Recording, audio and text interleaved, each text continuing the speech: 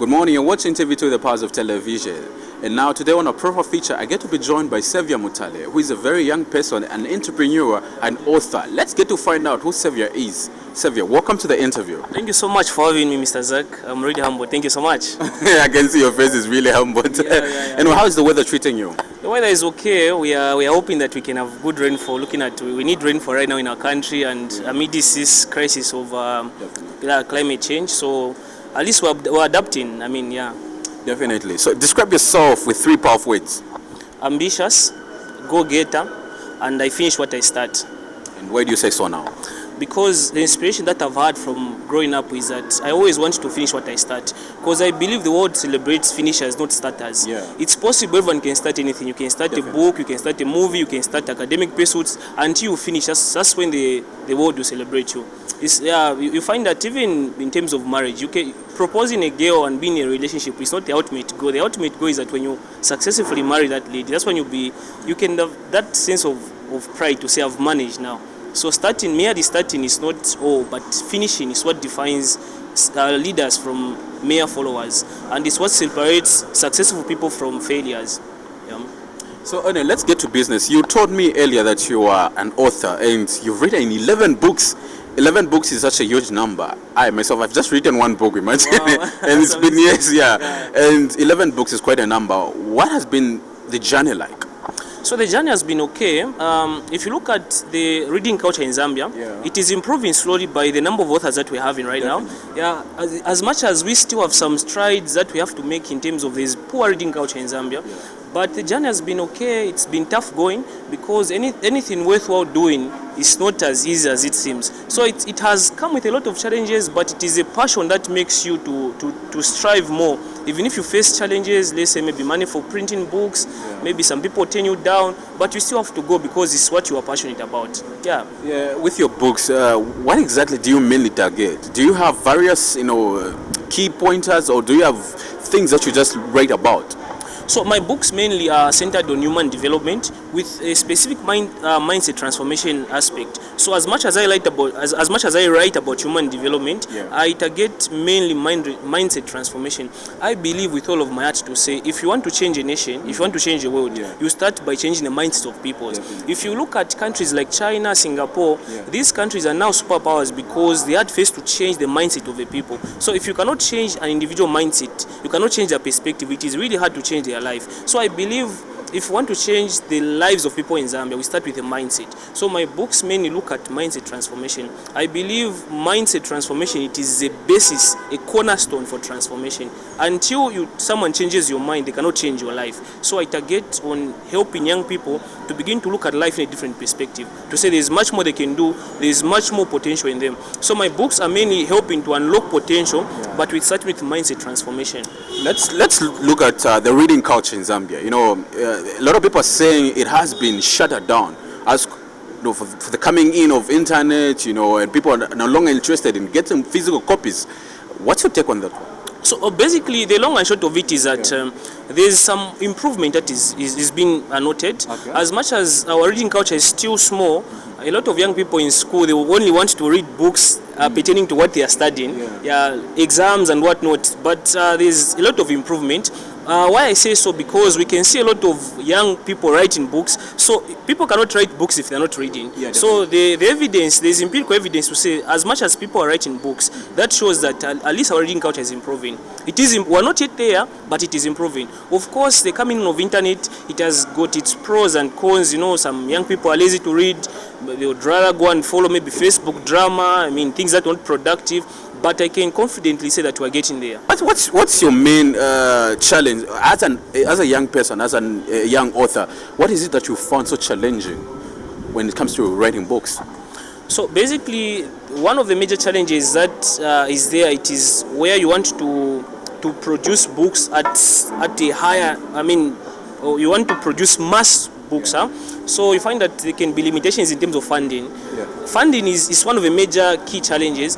But I've been managing because I've got passion that is even stronger than lack of funding. So starting as a young person, I had to make a lot of risks just for me to produce books. There's a time in university, I remember when I had to get a laptop and take it for collateral so that I can just make money to print books. So funding was one of the major challenges, but I can say God has been so faithful, and it's been a good journey. I've enjoyed it because my books have opened doors for me that I never thought I could access. My books have linked me to high-profile individuals in our country. Yeah. My books have managed me to travel. My books have managed to give me insight into how the world is moving. So I'm so happy that I'm an author because it has brought in a lot of opportunities. Yeah. Anyway, let's get to know you as a young person. Where do you come from? What's your tertiary background like? And if I was to find 3 of your friends, what would they say about you? So basically, I'm born and raised in Kafue. Okay. That's why I did my primary and my secondary school. Then fast forward after secondary school, I ventured into tertiary education at the University of Lusaka, where I pursued the bachelor's degree in development studies. Yeah. So at first I wanted to be a lawyer. Of course, I even applied. I was even accepted at Cavendish University. But now the passion of writing books and basically the idea of loving development, I had to pursue development studies, because development studies, the long and short of it is that it looks at the development of the world. So we look at how politics, we look at how economics, we look at how even these social factors affect development. So that's my brief snippet of it. And I'm also a passionate soccer lover. Yeah, okay. Of course, I love football, playing and also just watching. Yeah, I'm a passionate football lover. Yeah, and I'll do that as long as I live. I love football, even at my free time, even when I've got stress. I use football as a means to get away from pressures of life. Yeah. Are you planning to marry? Are you married? Any life partner issues? Do you what is it that you have? So basically, I'm a single person. I'm not yet married, but I'll marry. I mean, in the near future. Of course, I think it is the highest dream. I mean, for anyone to have a family. Yeah, of course, we'll get there by God's will. Yeah, but right now I'm not married. Between saving and spending, which one describes as you? Between saving and spending? Yeah. Repeat the question again.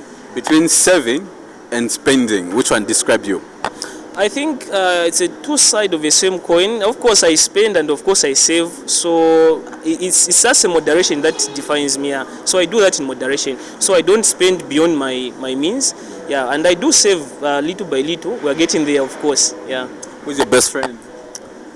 I've not really had the concept of a best friend, but I've got different friends in different aspects of my life. So I've got really, really good friends in my life. Yeah. So one of let's say, what can you call if right now you need a 20,000? I can call Yotam Mukandawere. Yotam, yeah. Why? Because he's been a reliable person. I don't really see him as a friend per se, but as a mentor and a brother. Yeah, he's one of the person that I can put my head on the chopping board. Yeah. As a young person, as we're wrapping up our interview, what would be your message to young people, especially in this, book industry? People want to become authors. People want to write, stuff about the country, about our nation, about everything. What would be your message to that? So I would encourage aspiring young writers to pick a subject or to pick a specific field, because you will be remembered for one thing that you are good at. Because I see a lot of young people want to write books about everything. You cannot be good at everything. Yeah, you can be, but you need to put your energies at one. You need to pick a particular point in life. So I've chosen the path of writing about human development with a focus on mindset transformation, because I feel that is a cornerstone, that is a benchmark of what can help us improve our nation. So I would encourage them to continue believing in themselves, because of course they're going to face a lot of challenges. They're going to face a lot of no's in life, but they have to go beyond the no's and look at the yes. So it is a very good thing to write books. It is a calling. It is a gift that is so amazing, and it comes with prestige. It is a good thing, but they should always anticipate that there will be challenges here and there, but they should not park their dreams. And my last message to young people is that their dreams are valid, and it is possible they can live their dreams. Not only writers. If someone is aspiring to be a movie producer, they want to be media gurus like you, Mr. Zach, they should not park their dreams, regardless of the opposition that they face. Wow. It was a pleasure talking to you, Mtale. The pleasure is all mine. I'm so humbled. Well, there you have it. Sometimes you need to find your passion, especially if a young person who really wants to, venture into this book industry, becoming an author, write about what the nation is lacking. You just have to, cut the nose and focus on what you really want. I've been your host for today, Zakaria Tawana Nyimbele, from It's Back to the Studio.